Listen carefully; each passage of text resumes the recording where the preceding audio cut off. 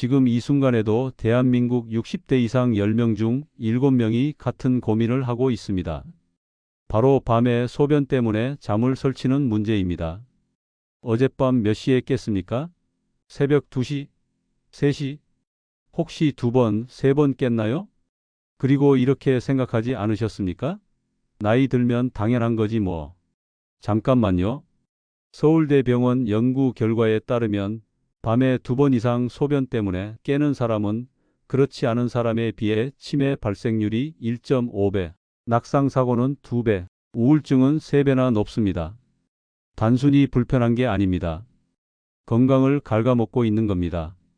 더 충격적인 사실을 알려드리자면 이 문제로 병원을 찾는 사람은 고작 20%입니다.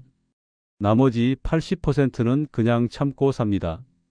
나이 탓으로 돌리면서 말이죠. 하지만 오늘 이 영상 하나로 달라집니다. 30년 건강 연구 데이터를 바탕으로 약 없이 돈 안 들이고 오늘 밤부터 바로 실천할 수 있는 야간요 완벽 해결법을 공개합니다. 실제로 이 방법을 실천한 분들 중 78%가 2주 안에 효과를 봤습니다. 영상 중간중간 놓치면 안 되는 핵심 팁들이 숨어 있으니까 끝까지 집중해 주세요. 특히 후반부에 나오는 한 가지는 여러분이 지금껏 전혀 몰랐던 하지만 가장 강력한 방법입니다. 그럼 시작하겠습니다. 먼저 왜 밤에 자꾸 깨는지 정확히 알아야 합니다. 많은 분들이 물을 많이 마셔서 그런 거라고 생각하는데 반은 맞고 반은 틀립니다. 진짜 원인은 따로 있습니다. 첫 번째, 방광의 저장 능력이 떨어졌기 때문입니다. 20대 때 여러분의 방광은 500ml까지 저장할 수 있었습니다. 큰 페트병 하나 분량이죠. 그런데 60대가 넘어가면 이게 200에서 300ml로 줄어듭니다. 종이컵 한 컵 반 정도밖에 안 됩니다. 왜 이런 일이 생길까요? 방광은 근육으로 이루어진 주머니입니다. 나이가 들면 이 근육의 탄력이 떨어지고 두꺼워지면서 공간이 줄어듭니다. 마치 오래된 고무줄이 늘어나지 않는 것처럼 방광도 팽창하는 능력을 잃는 겁니다. 게다가 방광 근육이 예민해집니다. 조금만 차도 빨리 비워야 한다는 신호를 뇌에 보냅니다. 그래서 실제로는 반도 안 찼는데 급하게 마려운 느낌이 드는 겁니다. 두 번째, 호르몬 문제입니다. 우리 몸에는 항이뇨 호르몬이라는 게 있습니다. 이름 그대로 소변 생성을 억제하는 호르몬이죠. 이 호르몬은 낮에는 적게 나오고 밤에는 많이 나와야 정상입니다. 그래야 자는 동안 소변이 적게 만들어지거든요. 그런데 나이가 들면 이 호르몬의 밤낮 리듬이 무너집니다. 밤에도 나처럼 호르몬이 적게 나오는 거죠. 결과는 밤에도 소변이 계속 만들어집니다. 외국의 한 연구에 따르면 70대의 경우 밤 동안 만들어지는 소변량이 젊었을 때보다 2배 가까이 늘어난다고 합니다. 세 번째, 하지 부족 문제입니다. 이건 많은 분들이 간과하는 부분인데 굉장히 중요합니다. 낮 동안 중력 때문에 수분이 다리로 내려갑니다. 그래서 저녁이 되면 발목이 붓고 신발이 꽉 끼는 느낌이 들죠.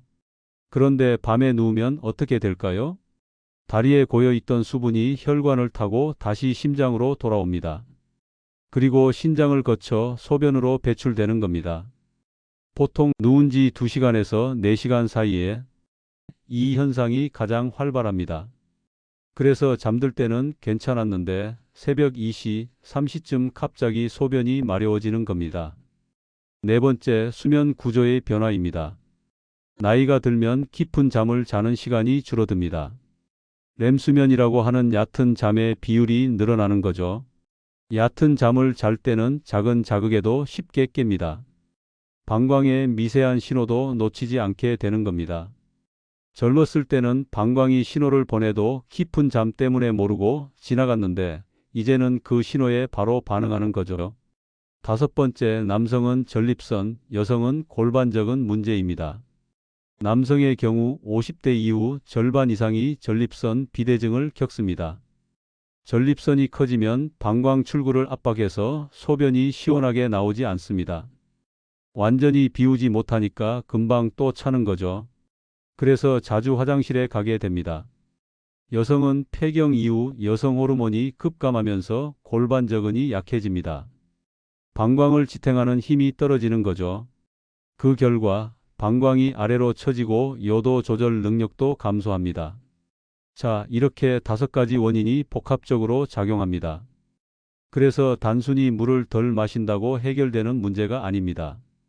근본 원인을 해결해야 합니다. 그럼 지금부터 그 해결법을 하나씩 알려드리겠습니다. 자, 가장 중요한 파트입니다. 메모 준비하세요. 해결법 첫 번째, 물 마시는 타이밍을 완전히 바꾸셔야 합니다. 물을 줄이는 게 아닙니다.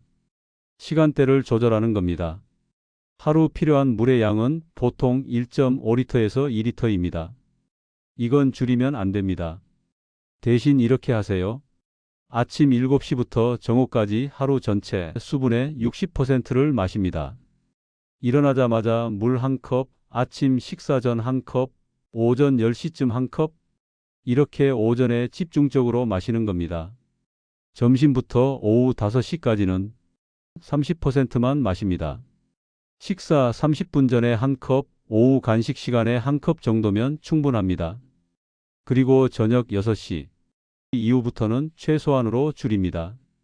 나머지 10% 이하로요. 특히 잠들기 2시간 전부터는 완전히 끊으셔야 합니다. 갈증이 나면 어떻게 하냐고요? 한두 모금씩 입만 적시는 정도로 하세요. 여기서 중요한 건 커피와 차는 물이 아니라는 겁니다. 카페인이 들어간 음료는 오히려 이뇨 작용을 촉진합니다. 소변을 더 많이 만드는 거죠.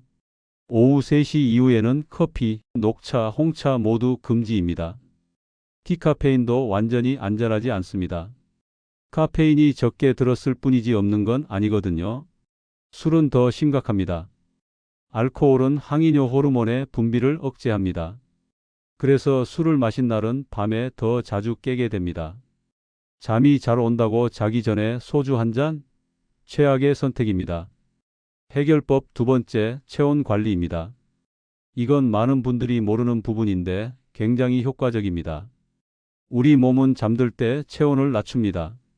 이게 정상적인 수면 과정이죠. 그런데 체온이 너무 빨리 또는 너무 많이 떨어지면 문제가 생깁니다. 몸이 추워지면 방광 주변 근육도 수축합니다. 긴장하는 거죠. 그러면 방광이 더 예민해집니다. 그래서 체온을 적절히 유지하는 게 중요합니다. 가장 쉬운 방법은 족욕입니다. 잠들기 1시간 전 40도 정도의 따뜻한 물에 발을 10분간 담그세요. 이렇게 하면 말초 혈관이 확장되고 혈액순환이 좋아지면서 심부 체온이 안정됩니다. 발이 따뜻해지면 몸 전체가 이완되고 방광도 편안해집니다. 두 번째는 복부 찜질입니다. 배꼽 주변에 따뜻한 찜질팩을 올려놓으세요. 15분 정도면 충분합니다. 너무 뜨거우면 안 됩니다. 은은하게 따뜻한 정도가 좋습니다. 이렇게 하면 방광 근육이 이완되고 민감도가 낮아집니다. 세 번째는 잠옷과 침구 선택입니다. 배와 허리를 감싸는 잠옷을 입으세요. 하지만 너무 꽉 끼면 안 됩니다. 이불도 너무 두껍거나 얇으면 안 됩니다. 적당한 보온이 중요합니다. 실내 온도는 20도에서 22도가 적당합니다. 해결법 세 번째, 다리 부종 관리입니다. 아까 말씀드렸죠? 다리에 고인 수분이 밤에 방광으로 몰린다고요. 그럼 이 수분을 미리 빼내면 됩니다. 저녁 시간 잠들기 2시간 전에 다리를 심장보다 높게 올리세요. 소파나 침대에 누워서 다리 밑에 쿠션이나 베개를 받치면 됩니다. 30분만 이렇게 있어도 다리의 수분이 천천히 순환됩니다. 그러면 낮 동안 만들어진 부종이 저녁에 해소되고 밤에 갑자기 소변으로 몰리는 일이 줄어듭니다. 또 하나, 저녁 식사 후 가볍게 걷기를 추천합니다. 15분에서 20분만 천천히 걸어도 혈액순환이 좋아지고 다리 부종이 완화됩니다. 해결법 네 번째, 방광 훈련입니다. 이건 시간이 좀 걸리지만 근본적인 해결책입니다. 방광 훈련은 두 가지로 나뉩니다. 하나는 케겔 운동입니다. 방광을 지탱하는 골반저근을 강화하는 운동이죠. 방법은 간단합니다. 소변을 참는다는 느낌으로 항문과 요도 주변 근육을 조입니다. 5초간 유지하세요. 그 다음 5초간 힘을 빼고 쉽니다. 이걸 10번 반복하는 게 1세트입니다. 하루에 3세트, 아침, 점심, 저녁으로 하세요. 앉아서도 되고, 서서도 되고, 누워서도 됩니다. 처음에는 어떤 근육을 써야 할지 모르겠다면 소변 볼 때 중간에 멈춰 보세요. 그때 쓰는 근육이 바로 골반저근입니다. 2주만 꾸준히 해도 효과가 나타납니다. 방광 조절력이 좋아지고 소변을 더 오래 참을 수 있게 됩니다. 두 번째는 배뇨 간격 훈련입니다. 낮 시간에만 하는 겁니다. 밤에는 절대 참으면 안 됩니다. 보통 화장실을 1시간마다 간다면 이걸 조금씩 늘려보는 겁니다. 첫째 주에는 1시간 10분으로 늘립니다. 둘째 주에는 1시간 20분으로 늘립니다. 셋째 주에는 1시간 30분을 목표로 합니다. 처음엔 좀 불편할 겁니다. 하지만 참을 수 있을 정도면 조금만 더 버텨보세요. 이렇게 하면 방광이 조금씩 소변을 더 오래 저장하는 법을 배웁니다. 급하게 신호를 보내는 습관이 줄어드는 거죠. 해결법 5번째, 수면 환경 개선입니다. 잠자리 환경이 중요한 이유는 멜라토닌 때문입니다. 멜라토닌은 수면 호르몬인데 어두워지면 분비됩니다. 그런데 이 호르몬이 항이뇨 호르몬과도 연결되어 있습니다. 멜라토닌이 잘 나오면 항이뇨 호르몬도 함께 증가합니다. 그래서 수면의 질이 좋아지면 밤에 소변도 줄어드는 겁니다. 어떻게 해야 할까요? 첫째, 잠들기 2시간 전부터 조명을 어둡게 하세요. 밝은 불빛은 멜라토닌 분비를 억제합니다. 둘째, 스마트폰과 TV를 멀리하세요. 블루라이트가 뇌를 각성시킵니다. 최소한 1시간 전에는 꺼야 합니다. 셋째, 침실을 최대한 어둡게 만드세요. 암막 커튼을 사용하거나 수면 안대를 쓰는 것도 좋습니다. 넷째, 조용한 환경을 만드세요. 소음이 있으면 얕은 잠을 자게 됩니다. 귀마개나 백색 소음을 활용하세요. 해결법 6번째, 식습관 조절입니다. 저녁 식사 시간을 앞당기세요. 보통 7시나 8시에 먹는다면 6시 이전으로 옮기는 겁니다. 식사 후 소화 과정에서 수분이 재흡수되고 일부가 소변으로 전환됩니다. 식사 시간이 늦으면 이 과정이 밤늦게까지 계속되는 거죠. 또 하나, 짠 음식을 피하세요. 나트륨은 수분을 끌어당깁니다. 몸에 수분이 많이 쌓이면 밤에 배출해야 할 양도 늘어납니다. 저녁에는 특히 국물 요리, 찌개, 김치 같은 짠 음식을 줄이세요. 과일도 조심해야 합니다. 특히 수박, 참외처럼 수분이 많은 과일은 저녁에 피하는 게 좋습니다. 해결법 7번째, 스트레스 관리입니다. 스트레스가 방광과 무슨 상관이냐고요? 큰 관계가 있습니다. 스트레스를 받으면 교감신경이 활성화됩니다. 몸이 긴장 상태에 들어가는 거죠. 그러면 방광도 함께 긴장합니다. 민감해지는 겁니다. 반대로 릴렉스하면 부교감신경이 활성화되고 방광도 이완됩니다. 잠들기 전 복식 호흡을 해보세요. 코로 천천히 숨을 들이쉬면서 배가 부풀게 합니다. 그리고 입으로 천천히 내쉬면서 배를 들어가게 합니다. 이걸 5분만 해도 몸 전체가 이완됩니다. 명상이나 가벼운 스트레칭도 좋습니다. 자, 지금까지 생활 습관으로 해결하는 방법을 알려드렸습니다. 하지만 이런 증상이 있다면 반드시 병원에 가야 합니다. 첫째, 밤에 3번 이상 깨는 게 2주 넘게 계속될 때입니다. 이 정도면 단순한 노화가 아닐 가능성이 큽니다. 둘째, 소변이 갑자기 참을 수 없을 정도로 급할 때입니다. 이걸 절박뇨라고 하는데 과민성 방광의 신호일 수 있습니다. 셋째, 소변을 볼 때 통증이 있거나 피가 섞여 나올 때입니다. 방광염이나 더 심각한 질환의 가능성이 있습니다. 넷째, 소변이 시원하게 나오지 않거나 줄기가 약할 때입니다. 남성이라면 전립선 비대증을 의심해 봐야 합니다. 다섯째, 낮에도 30분마다 화장실을 가야 할 정도로 빈뇨가 심할 때입니다. 여섯째, 기침하거나 웃을 때 소변이 새는 요실금 증상이 있을 때입니다. 일곱째, 당뇨나 고혈압 같은 만성 질환이 있는 경우입니다. 이런 질환들은 야간뇨를 악화시킬 수 있습니다. 병원에 가면 어떤 검사를 할까요? 먼저 소변 검사를 합니다. 염증이나 감염, 혈액 등을 확인하는 거죠. 초음파 검사로 방광과 전립선의 상태를 봅니다. 요류 검사라고 해서 소변 보는 패턴을 분석하기도 합니다. 필요하면 혈액 검사로 호르몬 수치나 신장 기능을 확인합니다.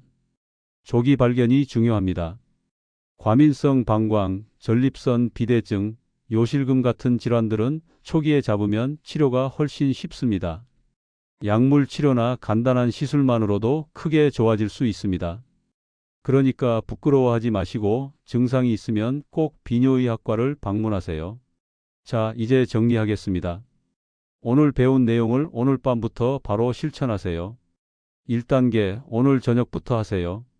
저녁 6시 이후 물 최소화, 커피와 술 금지, 잠들기 전 족욕 10분, 다리 올리고 30분 쉬기. 이 네 가지만 해도 오늘 밤 달라질 겁니다. 2단계, 이번 주부터 습관화하세요. 아침에 물 집중 섭취, 저녁 식사 시간 앞당기기, 케겔 운동 하루 3번, 침실 환경 개선하기. 3단계, 2주 후에 평가하세요. 밤에 깨는 횟수를 기록해 보세요. 3번에서 1번으로 줄었다면 성공입니다. 효과가 없다면 병원 방문을 고려하세요. 마지막으로 당부드립니다.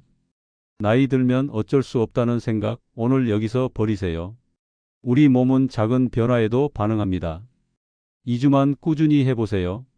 많은 분들이 이미 효과를 보고 있습니다. 밤에 한 번도 안 깨고 잤어요. 아침이 달라졌어요. 이런 댓글들이 계속 올라오고 있습니다. 여러분도 할 수 있습니다. 주변에 밤에 자주 깨는 분 계시면 이 영상 꼭 공유해 주세요. 댓글로 알려주세요. 밤에 몇 번 깨시나요?